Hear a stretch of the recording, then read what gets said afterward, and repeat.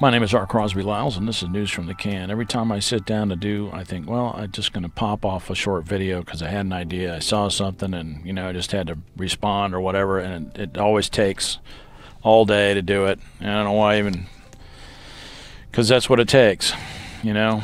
To do videos, to make videos, it takes hours. It takes hours, and if you're going to try to produce something that anybody's going to want to watch that's crisp and, you know, that clips through, gets to the point and does what you want it to do, it takes, you know, it takes hours. If you're not going to sit down and write it and have something that's focused, organized, developed, and coherent, and you're just going to try to, which is what I've been trying to do lately, just sit down and blurt something out, I inevitably have to get in the editor and cut out a bunch of ums and ahs and little parts of speech that are not useful and stuff, so that the material is crisp, so that it's viewable and I can get to the point. So here's the point. I get these little suggestions in my creator's studio about how to maximize YouTube, and I don't see it. I tried searching for it and I can't find it. But anyway, I saw this guy on there. It looks like Michael from Vsauce on there talking about how to maximize your uploads and stuff like that. And I see these things all the time, and the bottom line is forget about it. Just forget about it. And here's why. Here's Fran. This is FranLabs, and they might have shown her some love because she said something about it. You know, Fran has been around for a while. Fran Blanche has been around for a while. I guess she's probably been around since the beginning of YouTube. But, you know, she's got 82,000 subscribers. You know, that's a pretty respectable amount of subscribers. This video's got 189,000 views on it, so she's doing pretty good. But here she's talking about that her subscriber numbers are, you know, that the behavior of her videos aren't getting viewed as much, and basically what YouTube has done is they've taken her out of the recommend. What happens is that they take you out of the queue. The reason that your videos are seen by anyone is because your thumbnail on the side over here gets in front of somebody. So this is all, YouTube is a file sharing program, so it's a list of files, like any computer. It's a list of files, and it's an algorithm that puts material in front of your eyeballs, figures out what you kind of sort of want to look at, and they put this material in front of your eyeballs. So in order for anybody to see your stuff, your video has to go into a queue, has to end up on this sidebar here for someone to see it, right? And it's a pretty lengthy little sidebar there. Well, if you don't end up in that sidebar, you're not going to get viewed, and your subscriber numbers and where your subscribers are coming from, which is what she's going into, you know, subscribers lost, gain, so forth. If you look in they've got a pie graph that shows you where, you know, when you do your analytics, it shows you where your subscribers are coming from. Here you go. You can kind of see her thing here. That's her video. I'll put her link in the description. You can see that she's showing you right here. Right, this is the behavior of her subscribers over time, and you'll get spikes, right? But then it sort of like went down around April of 2018, right? Well, she kind of picked up here a little bit. So, and this is just to her is an anomalous thing. I mean, I see anomalous stuff all the time. It's head scratchers, and the bottom line is that somebody must have realized, some bigwig up in YouTube land, you know, one of the higher ups must have realized that when they went through this whole censorship deal where they didn't want their platform being used for propaganda and stuff like that, and they saw that places like PragerU were buying advertising when their videos were being demonetized and taken out of the queue, that PragerU was stepping in and advertising their videos. Well, PragerU is a propaganda outfit, and they get money from the big players. They get money from billionaires. That's their business. They're in the business of doing PR for the super rich. That's what they do. That's what PragerU does. So they've got a vast pool of money to do that. And furthermore, somebody like PragerU is going to make money no matter what. Just like Paul Joseph Watson's going to make money no matter what, because he's carrying water for the super rich. But if you're just an average Joe, if you're somebody like Fran, a small-time person, or somebody like me, if you don't get viewed, you're toast. You know, I don't have the money to advertise, right?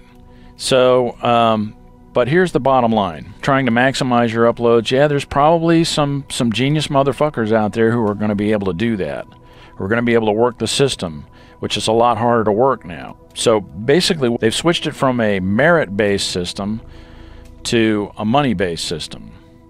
So in order to get ahead on YouTube, you've got to have money so that you can advertise and do all that kind of stuff. You can't just use your hard work and labor to build an audience now. You can't use your laborious efforts, your labor, the labor of your own hands to build your YouTube channel, to build a business on YouTube anymore. You've got to have money. And what that does is it makes the entire market, the entire multimedia market, more stable for the big players, more stable for the big money. Because when you have a merit-based system, then you're going to have outliers. In other words, some super genius out there, and some super genius producer is going to produce some really cool material that everybody's going to want to watch, and it produces a balloon, an outlier in the market. And so all of the more mediocre material becomes less saleable, and they end up losing money. So what they do is they mediocritize the entire stream, so that if everything is mediocre, if there's no outlier in quality of material. And really, everybody's, the thing about YouTube is everybody's kind of sort of out of material at this point anyway. I mean, everything's been talked about. All the campfire ghost stories have been told already at this point, and all that stuff. So it's like, what's left? What's left is the news, pretty much, But there's going to be some outlier out there, some genius outlier, and who's going to become super big and is going to destabilize the entire system. So they want stability. Not only that, but the big money people, they also don't want an Arab Spring in America also. And it's just it's a whole scheme to keep everything stable, keep everybody nice and stable and all that stuff. But bottom line is, there's a labor crisis out there. So the big they really don't want people to be able to make a living on their computer or on their phone with their face. So, that whole thing about, you see these things about, how to maximize your uploads and how to, and using video SEO and all that shit. You just fuck all that, man. You ain't fucking, unless you're a fucking genius, unless you're some kind of fucking internet engineering genius or something, just forget about it. You're not going to be an average schmo and get anywhere anymore on the strength of your own, the sweat of your own brow. It's over, because fuck you. And it's all about money. It's not about, everybody likes to spin a big conspiracy thing about it. It's all about money. It's all about power. Because if you are able to go and tell the truth on your website and get viewed because you came out and told the truth, that gives you power. They don't want you to have any power. So they're going to make sure that if you really ring the bell, if you really do something, if you really produce a video that really rings the bell, that really tells the truth, that really resonates, they don't have to kill you anymore. They don't have to assassinate you anymore. All they have to do is take your fucking video out of the queue. That's all they have to do. So you're screwed. It's all about power and control.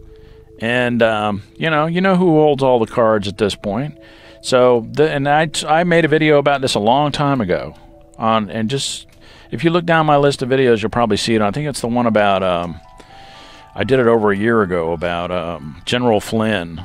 And I said, basically this is what you look for with this, Republican regime, with the Trump billionaire regime, Republican regime, is look for media and other stuff, other products, cars, whatever, to become more mediocre and have a little bit more planned obsolescence built into them, so that the money stream is more to the super rich, the money stream is more reliable. That's what it's all about. And to keep you, the little people, from having any power, from developing your own power. from destabilizing the people who already have their shit. It's class warfare, bottom line. And the thing about class warfare is the people who are really about class warfare, who really want class warfare, are the super rich, but it's also the academic people. Somebody with a PhD in some sort of, scientific discipline. They don't like the idea that somebody who doesn't have the letters that they have after their name is gonna be able to go direct to the people. And that's what it's really all about. The big players, the people who have gotten their power one way or another, either through academics or through, just making money or having money or being born into money, they don't like the idea that for you to be able to go direct to the people. And I'll tell you, what's really fascinating about this is the only person who's been able to really be effective at going direct to the people is Donald Trump, and it's by saying and doing outrageous things. And in a sense, it's the same as it ever was. Somebody like me, a producer like me, I'm going to do the same. Ultimately, my performance on YouTube is going to be the same either way, whether it's a merit-based system or a money-based system. Pretty much. If it's a merit-based system, then I'm just going to get smoked by the super genius motherfuckers out there that are producing material. And if it's a money-based system, then I'm just going to get smoked by the big money that's out there. So, I'm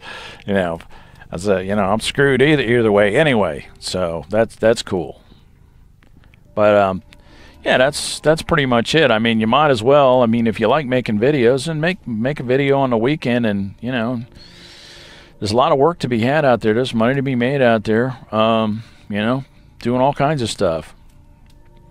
Job market's pretty good right now. So go out and make a living before they smash the fucking economy, before they run the whole thing off a cliff, which, they may or may not do. I don't know. My understanding is that we're in a pretty good situation. And a whole nother aside is that, in the event of a global warming catastrophe or something like that, the continental United States is probably going to be in good shape anyway. Just because we're not landlocked. We've got ocean on both sides. This has a moderating effect. Where we are between, 30 degrees latitude and 60 degrees latitude, it's kind of a sweet spot. It is. So it's going to suck if you're Canadian. It's going to suck if you live in Siberia, maybe, or some other places, but some other areas of the world might actually fare pretty well in this supposed disastrous thing that's coming down the line that they keep talking about. And that's a whole nother thing there too, doomsday warming. When people start talking about doomsday warming, the only people who watch that stuff and end up short-circuiting their fucking brain are people who want to be or about awareness. It really hits the little lefties out there, the little liberal folks out there that are all into awareness and what's really going on. And when they hear that, the doomsday is right around the corner, global warming doomsday is right around the corner, it just short circuits your fucking brain. You think, well, why do I bother doing anything if the world is coming to an end? And I don't know what they've got in there, what kind of sort of psychological warfare elements they have in those videos, but it's whenever I hear those words coming from a YouTube video, it just short circuits my fucking brain. It just knocks me out. I can barely get out of bed. And the thing about it is that, it may not necessarily be accurate, because when you look at the fucking data, the data is not really that compelling for doomsday warming right at this particular moment. So, this, it's the entire fucking internet, your phone, every goddamn thing that there is engineered to mind fuck the entire fucking population, to con people, and to just going to work, showing up early, and not stealing from the boss. I mean, there's really nothing wrong with that. And maybe we need that, maybe it's really okay. Yeah, maybe it's really okay, frankly. I don't know, maybe, that might be really, and I think about that sometimes. Oh, maybe that's really okay. To sort of instill that work ethic and stuff like that we used to have back in the 60s and 70s and stuff like that. Yeah, the work ethic of the millennials really sucks ass. a lot of them. I'm sorry. I mean, I don't want to, you know, put everybody into the same, lump everybody in the same category. But, you know, I mean, millennials really are the worst. They really are the worst. You know, so if there's a concerted effort out there to fucking stick a hot poker in their butt and get them to, you know what I mean, get them to step along, well, maybe that's okay. And fucking millennials, you know, and some millennials are okay. I mean, you know. Anyway, that's all I got. Yeah, it's hopeless. So get to work. Put your phone away. Throw your phone out. Get to work. Get a job. Get to work. You know, that's Rick Scott's campaign slogan. Dude came in and we got a lot of jobs. He brought a lot of jobs to Florida. You know what I mean? You know, they don't call him Red Tide Rick for nothing. Yeah, the environment really took a dive under old Rick Scott. So, you know, just, you don't have to listen to me on that. I would just, you know, look at the Miami Herald.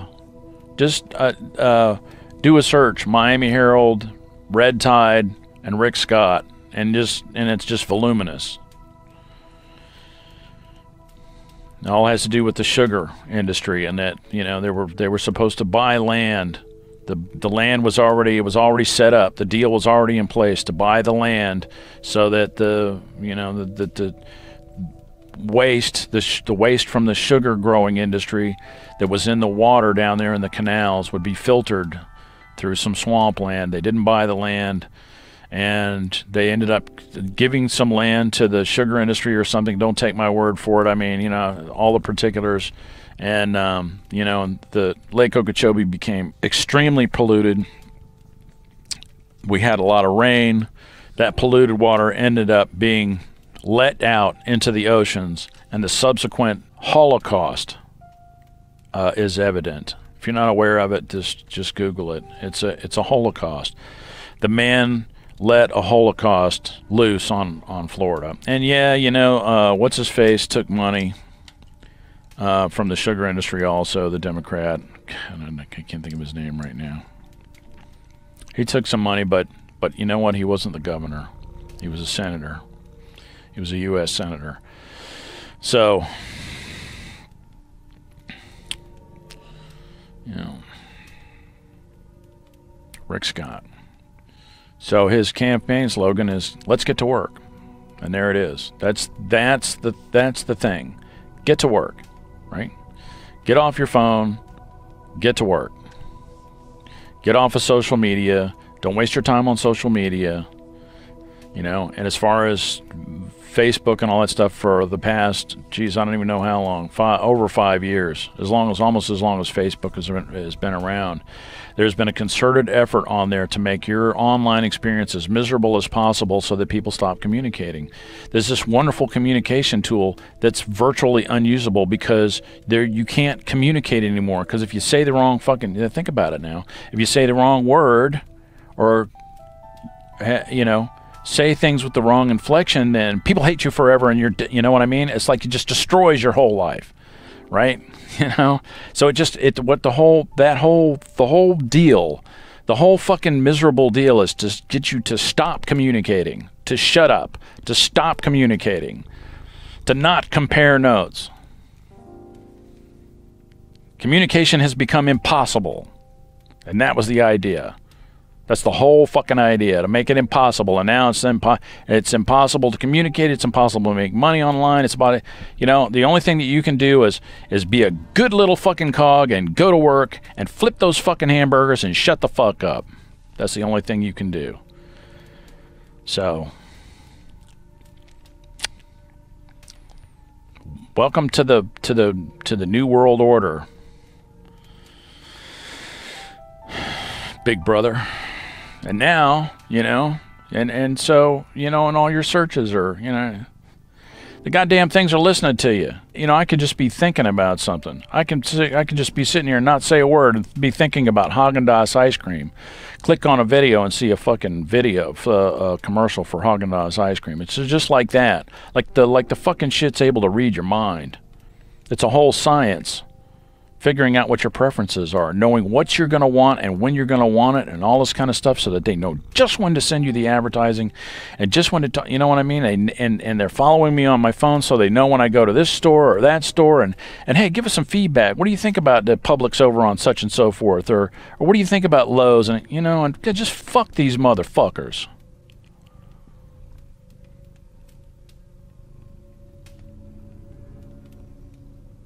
You know it. I see these things from YouTube. There, you know, this insider YouTube. You know, it doesn't take a rocket scientist to figure out when your view numbers are being mechanically curtailed. This goddamn website's got over 1 billion users. You know, it's just absurd. You can't tell. You know, non-skippable ads, subs, bug, and more. Really? You know. Yeah. Welcome to the New World Order, Fran. That's all I got to say about that. My name is R. Crosby Lyles, you know, and yeah, I'm probably going to keep making YouTube videos, maybe, I don't know. What really is there to say? These fuckers have us roped and tied. Ain't nothing you can do about it. I mean, my God, is it really possible for all of us to get together and actually do something about it? I don't think so. Maybe I'm wrong. Why don't you prove me wrong? That's all I got. My name is R. Crosby Lyles. Thanks for watching. I hope this isn't too... Well, you know, look, things are really okay. You know what I'm saying? Things are really okay. If you just walk outside and take a breath of fresh air and, you know, and go outside and do something and hang out with your friends and play catch or something with the kids, you know, everything's really okay. The only time I'm not, my headspace is fucked up, is when I have anything to do with the goddamn internet. That's all I got. Thanks. My name is R. Crosby Lyles. Y'all take it easy out there. See you. Bye.